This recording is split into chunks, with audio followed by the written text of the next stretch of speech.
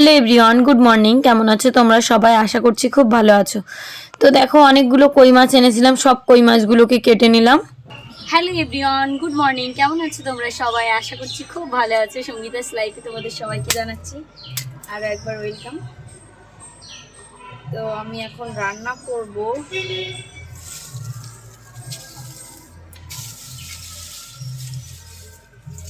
তো অনেকদিন আগে কটা কই মাছ এনেছিলাম, সেই কই মাছগুলোকে রান্না করব। আজকে হচ্ছে গাঠি কচু দিয়ে। তাই জন্য দেখো সকালবেলা উনুনের পাড়ে বসে পড়লাম সব কিছু রেডি করে নিয়ে। আজকে আর উনুনটা লেপিনি। তো এই ব্লগটা না অনেক দিন আগের, তো তোমাদের সঙ্গে শেয়ার করা হচ্ছিল না। আমি খুব ব্যস্তর ভিতর ছিলাম, মানে ভালোই লাগে না ভিডিও বানাতে। তো এটা ছিল পরে এডিট করতে করতে আজকে প্রায় 4 দিন হয়ে গেল। তো যাই হোক, চলো ভিডিওটা শেয়ার করি। তোমরা কিন্তু অবশ্যই কমেন্ট করে জানাবে কেমন হলো, প্রথম থেকে দেখতে থাকো। তো চলো রান্না বান্নাটা করি। তো সকালবেলা ওই যে বাসি কাজকর্ম করে রান্না করতে বসছি। আর এই যে কই মাছগুলো এনেছিলাম হাট থেকে, মানে বলতে পারো এই সপ্তাহটাই প্রায় কই মাছ খেয়েই কাটিয়ে দিলাম। তো 3 জনা মানুষ, তো বেশি একটা মাছ লাগে না। আজকে আবার আর এক পদের মাছ এনেছি, যেমন বাটা মাছ। তো ভেবেছি কই মাছ দিয়ে গাঠি কচু দিয়ে রান্না করব, আর এদিকে রান্না করব হচ্ছে লাউ দিয়ে বাটা মাছ দিয়ে।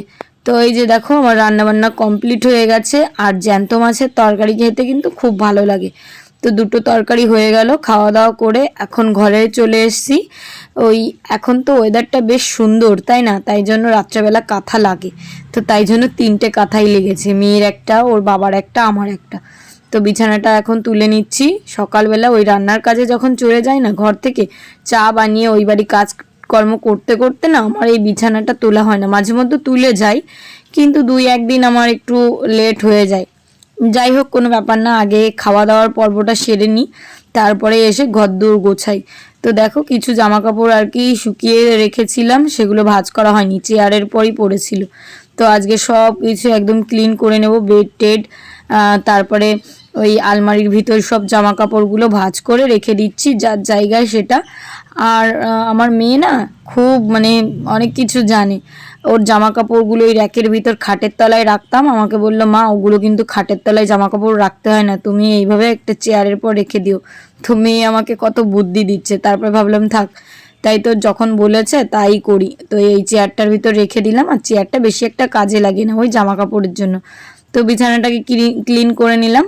এখন টুকটাক যা কাজ আছে সংসারে সেগুলো করব। রান্নাবান্না হয়ে গেলে বেশি একটা ঝামেলা থাকে না। তো এখন ঘরটাকেও কুড়িয়ে নিচ্ছি, কারণ বিছানা থেকে যত নোংরা ছিল সেটা পড়েছে। তো তো ঘর বারান্দা কুড়িয়ে নিলাম, সব জিনিসপত্র আমি গোছালাম। এখন এই ঘরে এসেছি, একটু কাজ আছে, যেমন এই ঘরটা গোছাতে হবে। ওখানে কিছু জ্বালানি রাখবো, ফুরিয়ে গেছে। তারপরে বাসনগুলো মাজবো, একটু মেশিনে বসারও আছে। তো চলো গুছিয়ে নিই, দেখতে থাকো। তো এখন আমি এই যে রান্নাঘরটায় এসে আর কি এই খাটটা একটু পরিষ্কার করে নিচ্ছি। আর ওই দাওটা ওই কুড়োলটা এক জায়গায় রাখলাম, খাটের তলা টলা মোটামুটি ঝাড়টা দিয়ে নিয়েছি। এখন আর কি কিছু সবজি গোছাবো আর কটা জ্বালানি আনবো। এখন তো বৃষ্টির সিজন, তো ভাবছি পাতাগুলো এক জায়গায় করে পুড়িয়ে ফেলবো, তারপর থেকে কাঠেই রান্না করব। তো দেখো সবজি আর কি সব গ্যাসেই মানে ফ্রিজেই রাখি। তো এখন এখানে যে যতগুলো আছে সেগুলো আর কি গুছিয়ে রাখলাম, যেমন আলু, লঙ্কা। তো লঙ্কা তো পচে যাওয়ার ভয় ছিল, তো এখন একটু ঠান্ডা ওয়েদারের জন্য লঙ্কাগুলো আর পচছে না। তাই জন্য এই উনুনের পাটটা কুড়িয়ে পরিষ্কার করলাম। আর ওই যে দেখো হাঁড়িতে রয়েছে দুধ আর জাল দেওয়া লাগে না, ওইখানে রেখে দিলে দুধটা পুরো একদম শুকিয়ে লাল হয়ে যায়। তো যাই হোক, দেখো এই যে কটা নারকেলের পাতা ছিল, এই পাতাগুলোকে এখন সাইজ করে কাটতে হবে, কারণ এই নারকেলের পাতাগুলো এতটা বড় যে উনুনের পাড়ে রাখলে পারে সেই জায়গাটা কেমন অগোছালো লাগে। তো সব পাতাগুলো কেটে এই যে দেখো এখানে সুন্দর করে পাই টু পাই 2বার করে করেছি। একবার দেখছো তো, একবার ভিডিও করেছি, একবার করিনি। তো এইভাবে রেখে দিচ্ছি, যা কিভাবে পড়ে গেল সব কটা, আবার ঠিক করে রাখতে হচ্ছে।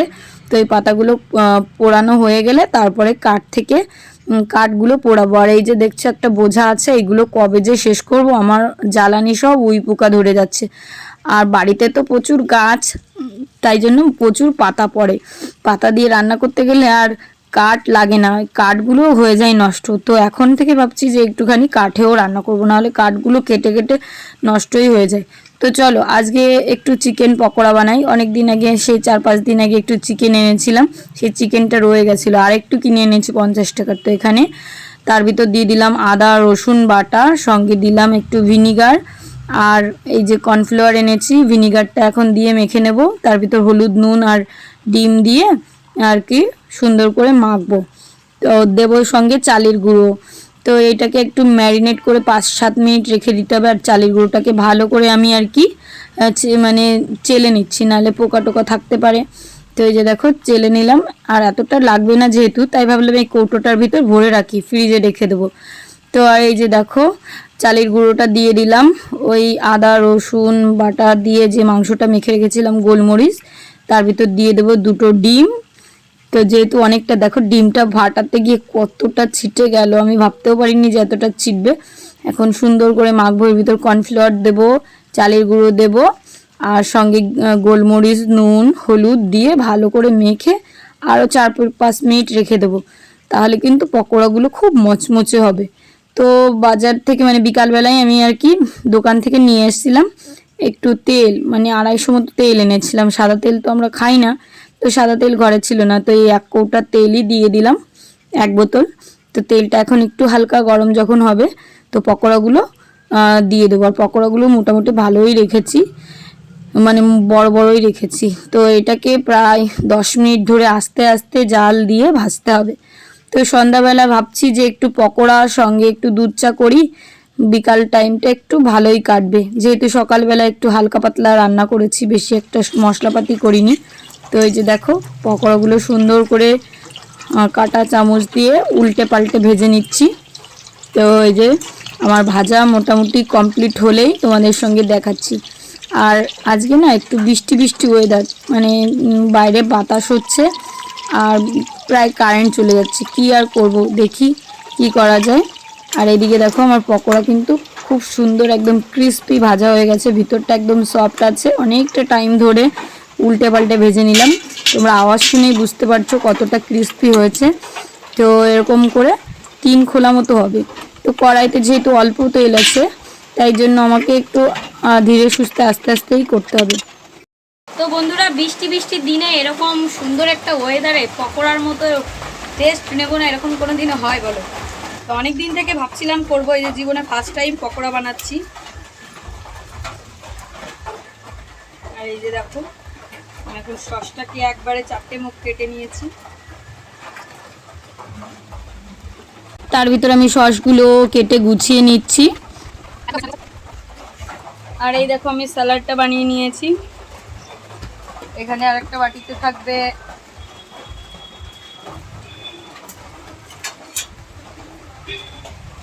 মাঝে মধ্যে একটু এরকম খাবার কিন্তু বাড়িতে তৈরি করে খেলে ভালোই লাগে। আর মেয়েটা তো বায়না করতেই থাকে, মা একটু এটা করে দাও। আর তার ভিতর দেখো কি অবস্থা, কারেন্টটা চলে গেল। কারেন্টটা যখন চলে গেছে, এখন কিভাবে যে তোমাদের সঙ্গে ভিডিও শেয়ার করব, ভাবলাম আজকে ভিডিওটা একটু সুন্দর করে করি। এমনি ভিডিও করার এনার্জিটা কোথায় যেন হারিয়ে গেছে। তোমরা সেইভাবে কমেন্ট করো না, কমেন্ট করলে তো খুবই ভালো লাগে। আর তোমরা কিন্তু বাড়িতে এইভাবে চিকেন পকোড়া বানিয়ে খেও, খুব সুন্দর লাগবে। মানে রেসিপিটাও তো তোমাদের সঙ্গে বলে দিলাম। তো একটা কর্নফ্লাওয়ার কিন্তু এনেই নেবে বাড়িতে, বেশি দাম না, মাত্র 15 টাকা নেয়। তো 2 চামচ কর্নফ্লাওয়ার দিলে ভীষণ সুন্দর ক্রিস্পি হয়।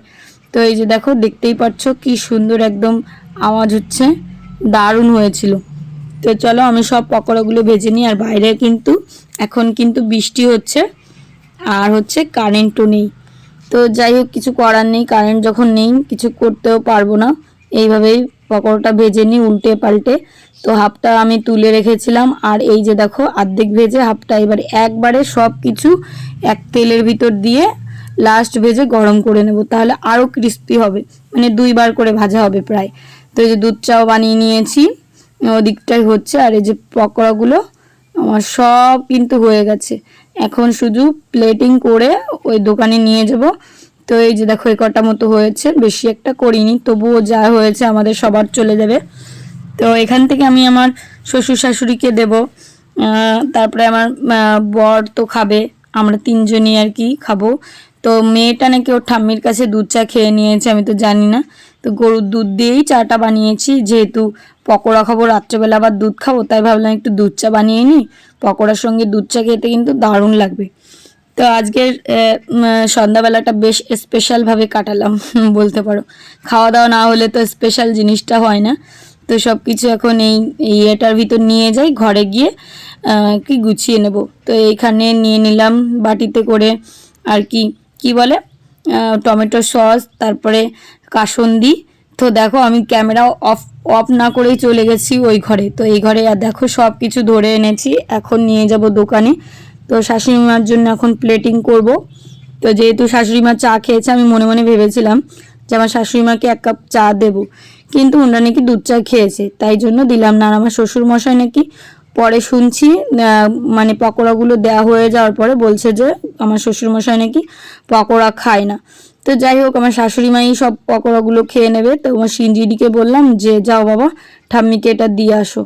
তো ওই যে ঠাম্মিকে এখন ধরে দেবে। তো চলো এখন দোকানে নিয়ে যাই। এই দৌড়াদৌড়ি করছি, কারেন্ট ছিল না, এখন আবার কারেন্ট এসছে, তাই জন্য একটু ভিডিওটা তোমাদের সঙ্গে সুন্দর করে শেয়ার করতে পারলাম। যাই হোক, পকোড়া কিন্তু খুব টেস্টি হয়েছিল। দেখো এই যে সিঞ্জিনির বাবাকে দোকানে দিলাম, ভাবছিলাম যে দোকানে যখন লোক আছে সবার ভিতর তো খাওয়া যায় না এসব জিনিস। তো পরে দেখলাম দোকানে লোক নেই, তাই আবারও নিয়ে এসেছি, মানে কয়বার ছোটাছুটি করতে হলো আমাকে। তো এইভাবে খেলাম, দারুণ লেগেছে কিন্তু। দেখো ভিতরটা কত সফট ছিল। আর মেয়ের জন্য বলেছে কি আঙুলের মতো লম্বা লম্বা করে পকোড়াগুলো করে দিতে, মানে ওর না আজকে খুব ভালো লেগেছে খেয়ে, মানে শান্তি পেয়েছে। ওকে তো এইসব জিনিস তেমন একটা বানিয়ে দেওয়া হয় না, এখন থেকে ভেবেছি মাঝে মধ্যে একটু বানিয়ে দেবো। কারণ কি এখন কোনো কিছুরই বলতে গেলে তেমন সমস্যা হয় না, ফ্রিজ আছে, মাংস একটুখানি কিনে এনে যদি কটা বোনলেস চিকেন রেখে দেওয়া হয় পরবর্তীতে বানিয়ে দেওয়া যায়। তো এই হচ্ছে ব্যাপার। ওর বাবাও খুব শান্তি করে খাচ্ছে, দেখেও ভালো লাগলো। খাওয়া দাওয়ার জিনিস যদি একটু শান্তি করে খাওয়া হয় সেটাই ভালো লাগে, তাই না? তো চলো এখন ওই ঘরে যাই। চলো বন্ধুরা, চৈতালি কি বানাচ্ছে দেখাই, মানে লুচিগুলো কেমন বানাচ্ছে, ফুলছে কিনা সেটা দেখো। তো এদিকে চৈতালিকেও 4 পিস দিলাম। তো চৈতালি খেলো আর ওর মেয়েকে দিল। বেশি একটা বানিয়েছিলাম না, তো তাই জন্য অল্প করেই দিয়েছি। আর এদিকে চৈতালি লুচি বানিয়েছে, আমাকে বলছে সঙ্গীতা তুমি আর রাত্রেবেলা কিছু করো না। এখান থেকে প্রায় ও 10 পিস লুচি সঙ্গে ঘুগনি আমাকে দিল। তো সেটা নিয়ে বাড়ি গেলাম। আজকে মানে এমন ওয়েদার, বৃষ্টি বৃষ্টি, তো বাইরে বেরোনোর মতো পরিস্থিতি নেই, তবুও এক দৌড়ে চৈতালিদের বাড়ি এলাম। এখানে দেখো চৈতালি বৃষ্টির জন্য বানাচ্ছে লুচি আর ঘুগনি। হ্যাঁ আমি তো এই যে খেলাম। আজকে পাড়ায় তিনটে বিয়ে, আমাদের কেউ নিমন্ত্রণ করেনি, এত দুঃখ পেয়েছি সত্যি। মানে দুঃখ দেখো আমাদের বাইরে দিয়েই পড়ছে, আমরা তো বের করতে পারছি না, বাইরে দিয়েই পড়ছে। যাই হোক, তো ওটা কোনো ব্যাপার না, আমি জাস্ট মজার জন্য বললাম। তোমরা কেউ আবার আমার গ্রামের লোক যারা ভিডিওটা দেখছো একটু কিন্তু মাইন্ডে নিও না, আমি জাস্ট ফাজলামি করলাম। তো বন্ধুরা আজকের ব্লগটা কেমন লাগলো অবশ্যই কমেন্ট করে জানিও। আর এই দেখো এত করে দিচ্ছে, আমি বলছি এত দিও না, আমরা এত খেতে পারবো না রাত্রেবেলায়। যে এত কিছু খাওয়ার পরে কি আর ঘুগনি লুচি খেতে ইচ্ছা করে? আর লুচি না আমি বেশি একটা পছন্দ করি না, আর সিঞ্জিনির বাবাও করে না, তাই বললাম যে এখান থেকে কমিয়ে রাখো। তারপরে বলেছে ঠিক আছে। আর মটরগুলো খুব সুন্দর সিদ্ধ হয়েছে, সেটাই দেখছিলাম, আর টেস্টিও হয়েছিল। তো চলো বন্ধুরা আজকের ব্লগটা কেমন লাগলো সেটা কিন্তু কমেন্ট করতে ভুলবে না। যদি ভালো লাগে একটা লাইক করে দিও। আর নেক্সট ব্লগ নিয়ে আসছি। একটু খুব লেজি হয়ে গেছি, মানে কোনো কিছুই করতে ইচ্ছা করে না, তাই জন্য ভিডিও দেওয়া হচ্ছে না, দেবো একটু পরেই।